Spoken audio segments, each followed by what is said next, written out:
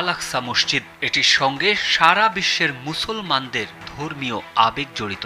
সম্প্রতি ইসলামের তৃতীয় গুরুত্বপূর্ণ ধর্মীয় স্থান হিসেবে পরিচিত জেরুজালেমের আল আকসা মসজিদ হামলায় ধ্বংস হয়ে গেছে দাবিতে একটি ছবি সামাজিক মাধ্যমে ছড়িয়ে পড়ে, যা দেখে মুসলিমদের হৃদয়ে রক্তক্ষরণ ঘটে। কিন্তু মসজিদুল আল আকসা চত্বরের ডোম অব দ্য রকের সামনে দাঁড়িয়ে ফিলিস্তিনের আল আকসা মসজিদ অক্ষত রয়েছে বলে দাবি করেছেন বাংলাদেশি এক ইসলামী বক্তা।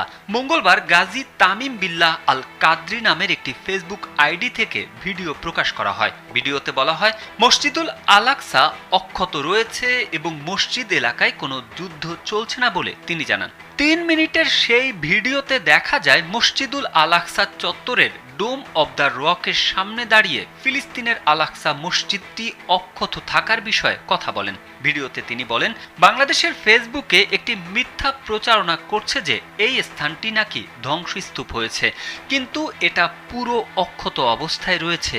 আমি বলবো, যারা বাংলাদেশের ফেসবুকে অপপ্রচার চালাচ্ছেন তারা দ্রুত সেসব বন্ধ করেন। আর এখানে যুদ্ধের কোনো বালাই নেই, মানুষ স্বাভাবিকভাবেই মসজিদে নামাজ পড়ছে।